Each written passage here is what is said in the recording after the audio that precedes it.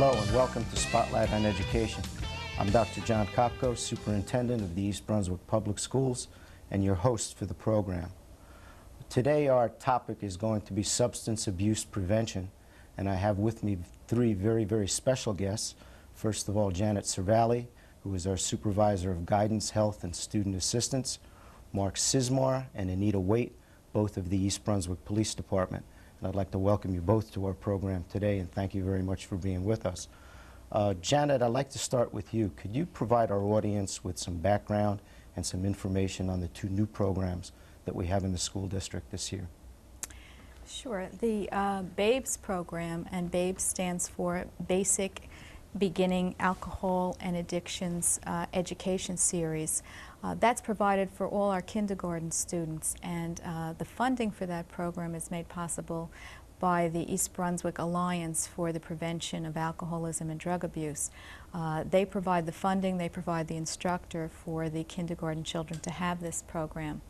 The DARE program is provided by the East Brunswick Police Department, and this is given to all of our 5th grade students in the district. I'd like to say something about the Alliance that's funding the BABES program. The Alliance receives funds from the state that they collect from drug and alcohol fines, and they funnel that money in through community alliances. Our alliance is made up of different representatives of the community, and one of the projects that they chose for us was to provide this program for our kindergarten students. Could you give us some of the details on the kindergarten program itself?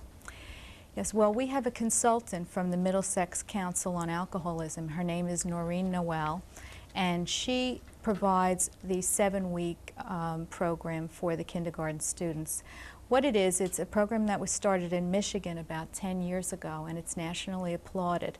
And what it is it's 7 puppets and 7 stories, and she comes in every week and meets with the children, and basically it concentrates on the children understanding their dignity and value, and also it starts to give them very rudimentary information about alcoholism and chemical dependency so that they can understand it in a way that's age appropriate. Well, as you know, we do have a tape of that program. Yes. It's a kindergarten class at the Frost School taught by Liberty Toto, and we're going to have the opportunity to take a look at that tape right now.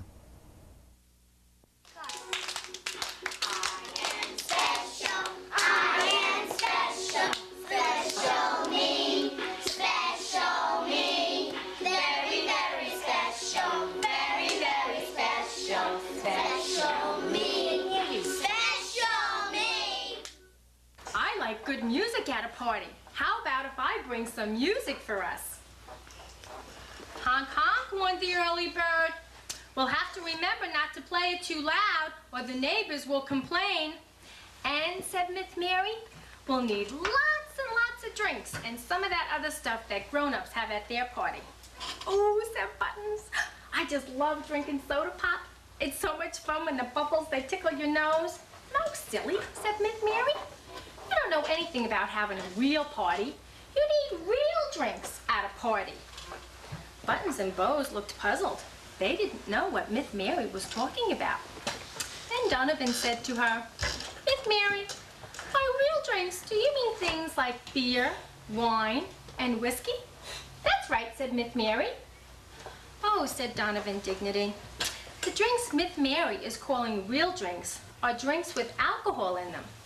Oh, alcohol, said Buttons. Yuck! That's what the doctor uses to clean your cuts. No, no, said Donovan, dignity. There are different kinds of alcohol, Buttons. The alcohol that the doctor uses to clean your cuts is called rubbing alcohol, and it's a poison. And if you were to drink it, it would be very harmful to you. The alcohol that Miss Mary is talking about is called ethyl alcohol, and it is found in things like beer, wine, whiskey, and vodka. Oh, said Bose, I remember another time I had some alcohol. Once, Dad sent me to the refrigerator to get him a beer, and I took a teeny-weeny taste before I brought it to him. Then I told Dad what I did. He just laughed and said I could have some more. Honk, honk, went the early bird. You should never, ever drink alcohol without asking your parents first. You should never, ever put anything in your mouth without knowing what it is.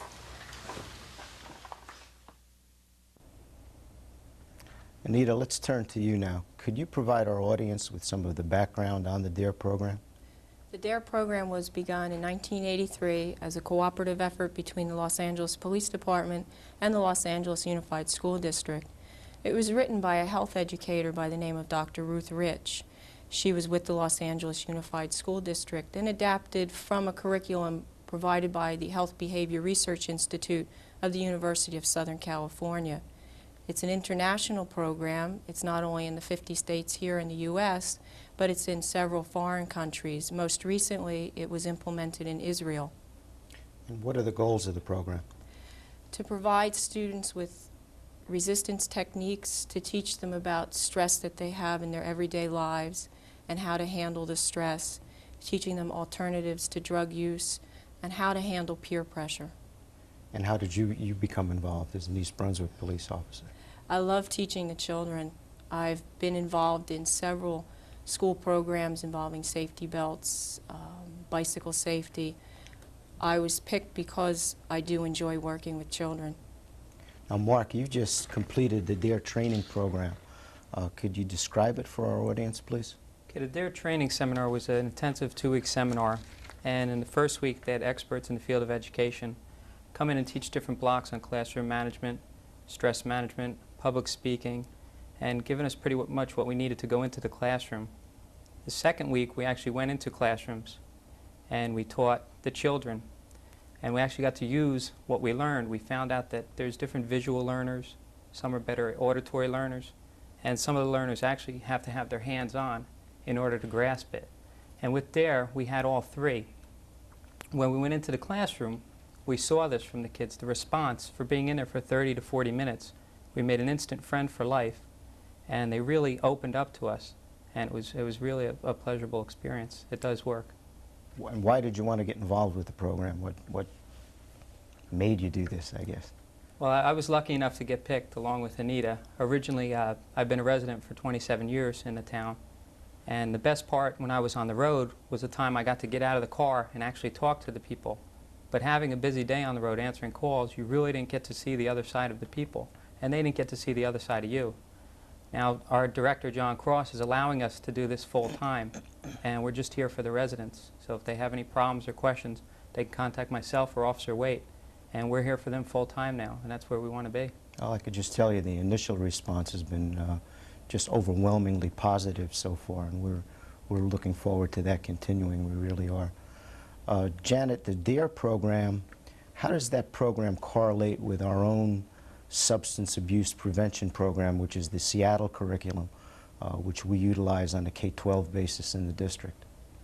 Well, it really dovetails very nicely because the three components of the Seattle 2000 curriculum are information about drugs and alcohol, the social skills piece, and bonding for the students with their friends, their family, their school, and the community.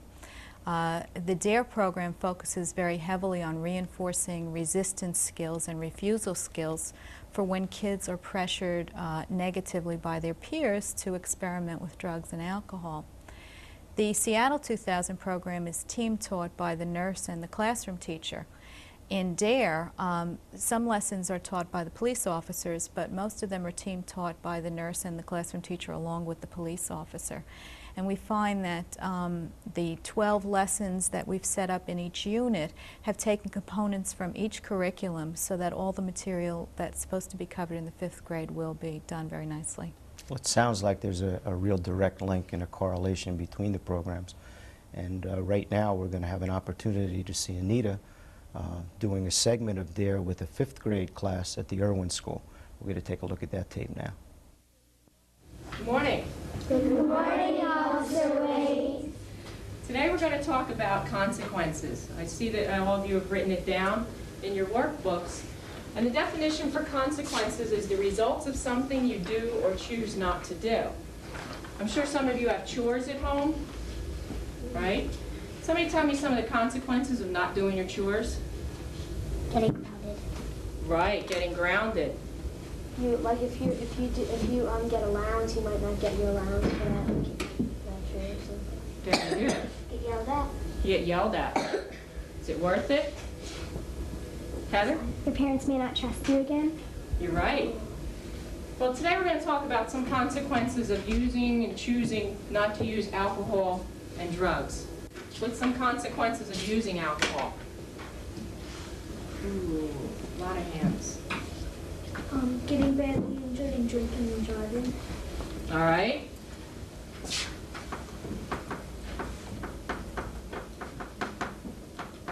An accident? Scott? You'll do bad in school. Bad grades?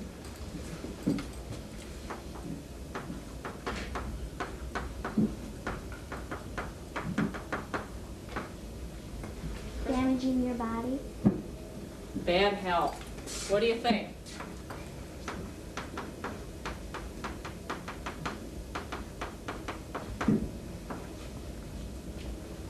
Kim? They could die. You think so? Now, it's pretty easy to list those consequences of not using it, right? What do you think? You could stay healthy. Your health?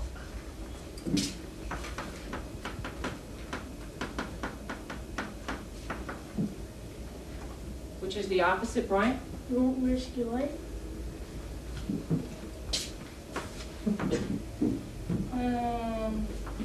We'll just put life down there. A lot easier. You'll lose your bad friends, but you'll keep your good friends. Very good. That's a good one.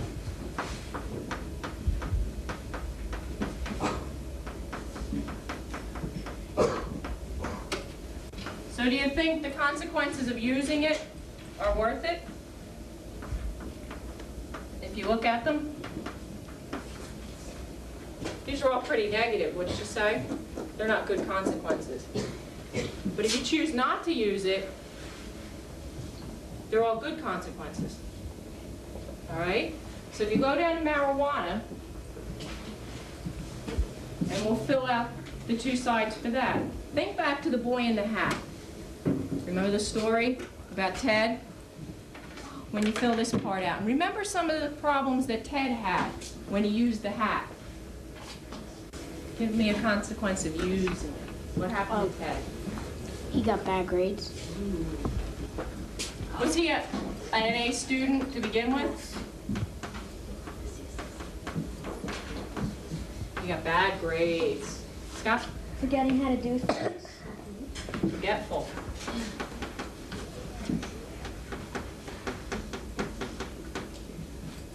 His eyes turned red.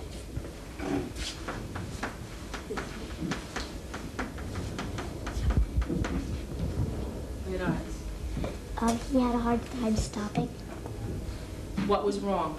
Why did he have a hard time He stopping? was addicted. He was addicted, remember that? What happened to Ted that he had to stop? What did he find was going with his sister? He found his sister wearing the hat. And it scared him. Do you think it was easy for him to give up the hat? No. No, it's not.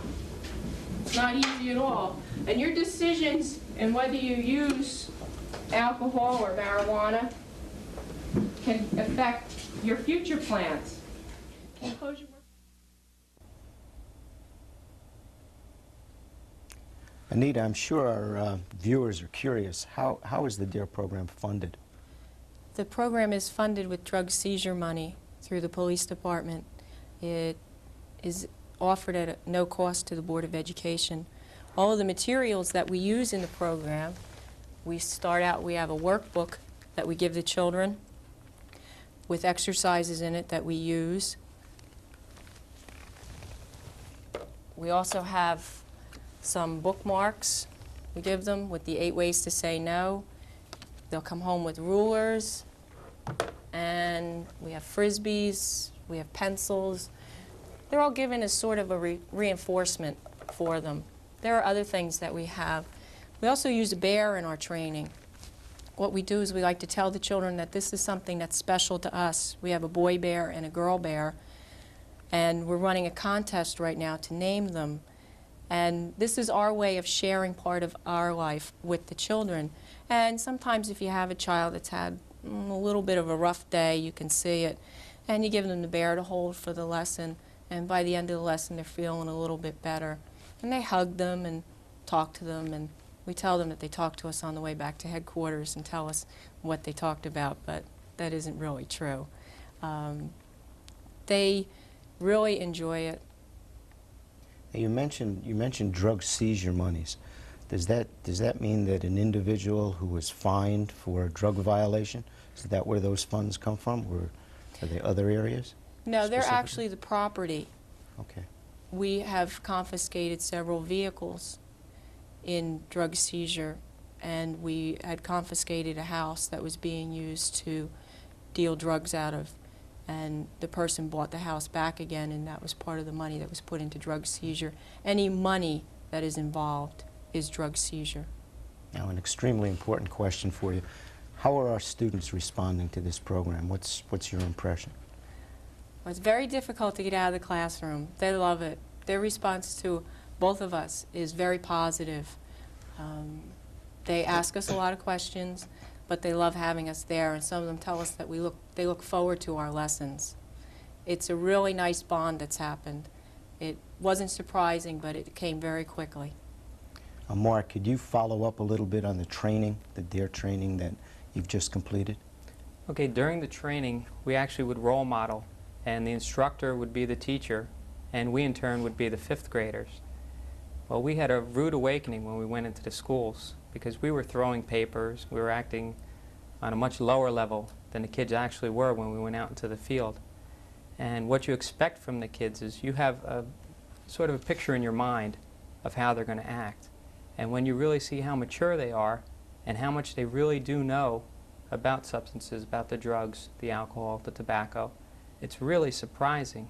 And these are communities that you would never think. It's not the inner city. It's just a normal community. They know about it. They know about the drugs. And that's why we're there to help them, to talk to them. One final question that I'd like to direct to each of you is the role parents can play in really minimizing and obliterating, if you might, drug abuse, and what kinds of things they can do to help in the prevention of drug abuse. Janet, let's start with you. Okay. I think the one thing that parents can do is start early. If you start laying a foundation where you establish values with your children about making good decisions and examining consequences, because I think parents know that once children get older, that they can't be with them all the time. So there has to be an element of trust built up, and I think that continuing the communication and being aware of what their children do and who their friends are really helps in that area. I think the second thing also is for parents to examine their own attitudes about drug and alcohol experimentation, and to be clear about the messages that they give their children. Sometimes there's a lot of pressure in communities to allow children to do what other parents may be allowing their children to do, as far as attending parties where there may be alcohol served, etc. And so I think it's good for parents to give a clear message that this will not be tolerated, and there are certain values that they expect their children to carry over. Mark, could you respond to that same question, please? Along the lines of the communication, the parents really have to listen to what the kids are saying and realize they have limitations in certain fields.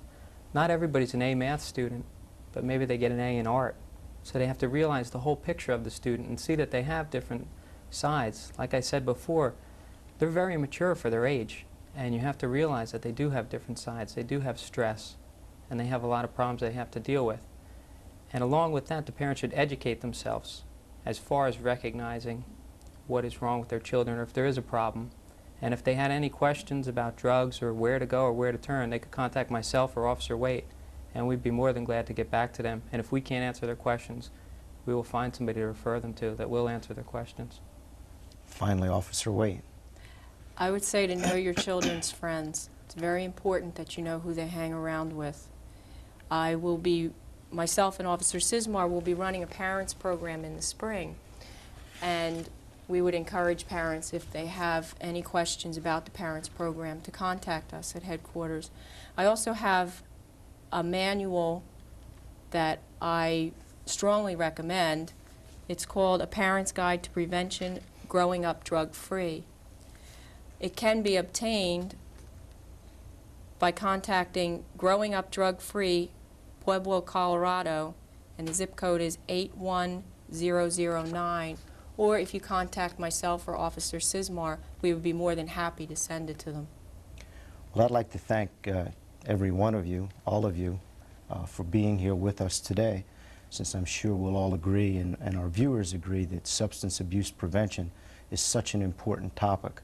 And I'd really like to applaud you, the three of you, for the cooperative effort and the partnership that exists here between the Township of East Brunswick and the East Brunswick Public School System. Because without your initiative and without your support and without each of you getting out there and really doing the job, a program like this wouldn't be possible at all. And it's definitely going to have a very, very positive impact on the children here in the community and in our schools. So once again, thank you. And to you, the audience, I'd like to thank you for being with us again this month. We certainly would invite you back to Spotlight on Education next month. And in the meantime, on behalf of everyone associated with the East Brunswick Public Schools and the Board of Education, we wish you and your families a very, very happy Thanksgiving.